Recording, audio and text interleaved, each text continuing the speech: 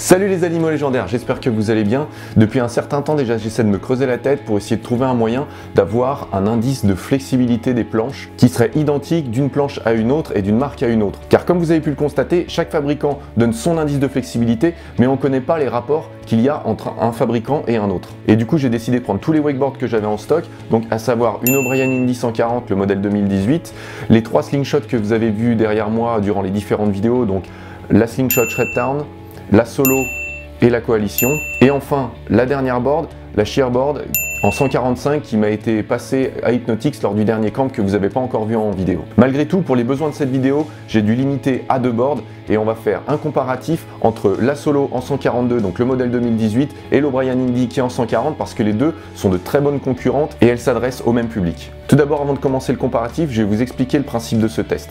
Donc j'ai pris les moyens du bord comme je vous ai dit, j'ai pris 2 tréteaux, j'ai pris une barre en métal droite, j'ai pris 1 mètre de couturière et j'ai pris 80 kg de fonte que j'ai réparti sur l'ensemble de la board et principalement sur les inserts pour pouvoir faire un appui constant.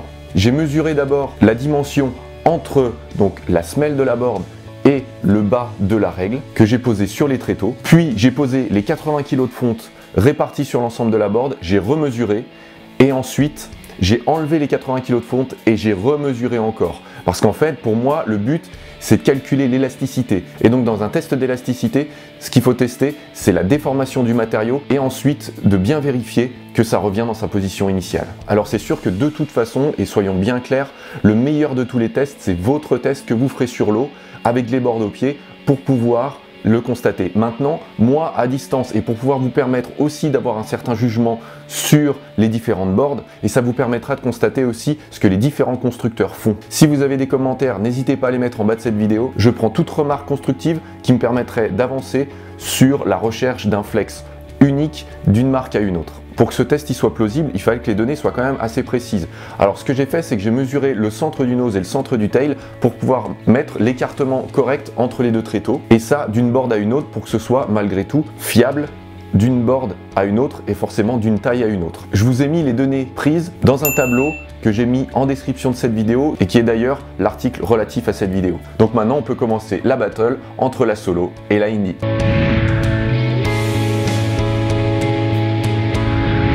Bon, maintenant on commence par la O'Brien Indy 2018 qui donc se trouve être en 140 et que j'ai ici actuellement avec moi. Ce qu'il faut savoir, celle-là je ne l'ai pas testée. La 2018 elle vient juste d'arriver, elle est toute neuve.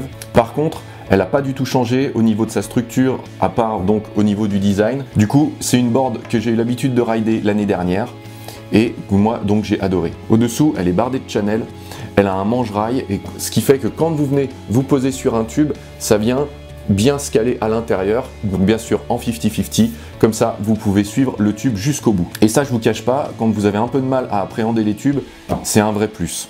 Maintenant, deuxième point, donc quel type de board on a dans le même segment actuellement? On a la Liquid Force Deluxe, on a la Slingshot Solo en 142. Donc ce seront des boards qui sont concurrentes à celle-ci. Aussi, comme je vous le disais dans une précédente vidéo, elle a un rocker continu, donc c'est-à-dire qu'en fait elle a l'aspect banané sur la totalité de la board. Elle a 3 positions au niveau des inserts. Et ce qui fait que cette board est une board pure part, c'est qu'elle est donc très large au centre et elle a aussi une belle surface sur le nose et sur le tail. Aussi, elle a des champs ABS qui sont tout autour, qui sont assez épais, car si vous venez taper sur un module, elle sera capable d'amortir le choc. Sur l'eau, elle a un comportement incisif, et moi ce que j'aime dans cette board, c'est vraiment son flex continu, qui va nous donner justement l'impression en fait de pouvoir avoir une board qu'on comprend de A à Z. Ce que je veux dire par comprendre, c'est qu'on vienne se poser ici, là, là ou là, en fait on a un flex qui est continu. À contrario d'autres boards où vous pourrez avoir, on va dire au centre, une board qui sera beaucoup plus dure que sur le nose et sur le tail. C'est une board tout niveau, qui est polyvalente, qui est aussi permissive, qui va pouvoir vous permettre autant d'apprendre le sliders que les blocages, que les air tricks. Elle a pas mal de répondants, malgré tout, aux réceptions de kicker, elle est quand même assez rigide et ce qui va faire que du coup, vous ayez des retours dans les jambes. Maintenant, on en vient au flex. Ce qu'il faut savoir, c'est que le flex, comme je vous disais dans une précédente vidéo, sur les modules, c'est un gage de stabilité. O'Brien la donne avec un indice de 3 sur 10, donc c'est une des boards, on va dire, les plus souples, sachant qu'il y a la Sob encore à côté qui est un peu plus souple encore. Donc moi, j'ai mesuré avec un écartement de 115 cm cette O'Brien Indy et j'ai trouvé 4,5 cm entre donc le bas de la semelle et le bas de la règle. Ensuite, j'ai donc apposé les 80 kg sur la board et j'ai trouvé un résultat de 6,5 cm, ce qui fait que la board a fléchi de 2 cm avec 80 kg sur un écartement de 115 cm. Ce qui malgré tout fait quand même d'elle une board assez rigide.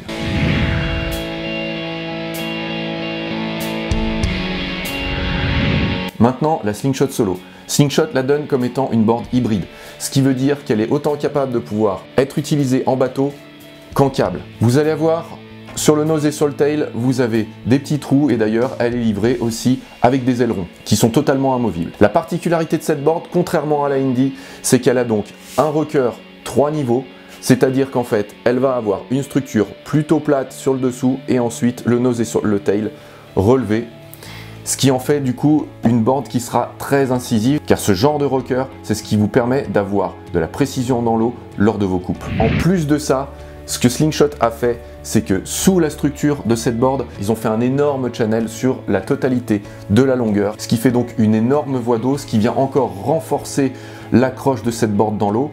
Troisième point pour encore renforcer l'accroche, ce qu'ils ont fait, c'est qu'ils ont affiné au niveau du centre de la board, ce qui fait que la board est 1 cm plus fine que l'O'Brien Indy, ce qui donc en fait une board un peu moins polyvalente que l'O'Brien Indy. Enfin, dernier point sur le flex, du fait de ce rocker 3 niveaux, ce que Slingshot a fait au niveau de la structure, et vous le verrez sur la vidéo, il y a un décrochement entre le centre de la board et le nose et le tail, ce qui en fait justement une board souple sur le nose et sur le tail et au centre une board rigide. Pour moi, cette board elle s'adresse plutôt à des personnes qui ont déjà un bon niveau sur l'eau, c'est-à-dire entre un niveau intermédiaire et un niveau expert, tout simplement parce que c'est une board qui va pouvoir vous permettre d'avoir énormément d'accroche. Aussi, ce qu'il faut savoir, et je l'ai testé, sur les modules, il faut pouvoir se poser correctement. On a moins de surface, on a aussi sous la semelle une différence de niveau du haut de channel, donc il faut considérer ça,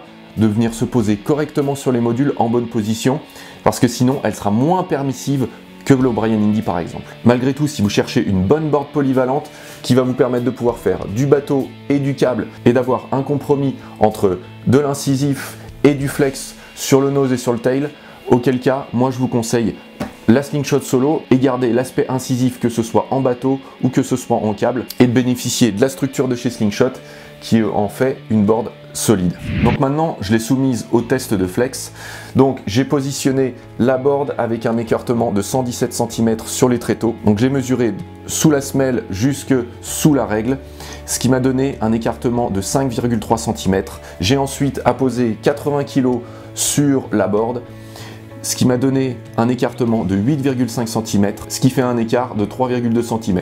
Donc si on constate maintenant l'écart entre les deux boards, l'O'Brien Indy avait un écart de 2 cm, la Slingshot Solo a donc un écart de 3,2 cm, ce qui en fait une board malgré tout plus souple que l'O'Brien Indy. Cependant, à considérer, la souplesse va se faire beaucoup plus sur le nose et sur le tail que sur le centre. Donc maintenant, comment faire votre choix? La première de toutes les choses, c'est de tester ces boards. C'est sûr que de faire un comparatif comme celui-ci, c'est bien, ça vous permet d'avoir plus de données que vous aviez auparavant. Malgré tout, rien ne vaut un bon test sur l'eau qui va vous permettre de vous décider entre une board ou une autre. Tout dépend aussi ce que vous souhaitez dans votre ride. Si vous désirez vous destiner plutôt à quelque chose d'incisif, je vous encouragerais plutôt à aller vers la Solo.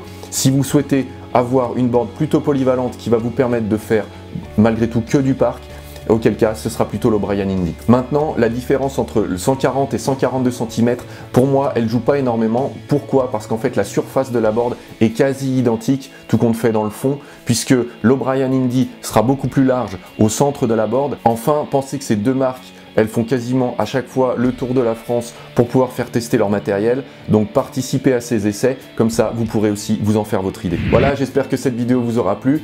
Pensez comme toujours les camps de la DIY Family, on va bientôt annoncer les nouveaux là pour la fin de saison. Il y en aura sûrement d'autres aussi cet été qui vont bientôt arriver, on est en train de se mettre d'accord avec les différents téléskis nautiques. Merci à tous de nous suivre. La saison a commencé, on est impatient de vous commencer à faire des vidéos sur l'eau. Donc maintenant, suivez-nous, likez, partagez et à très bientôt les animaux légendaires.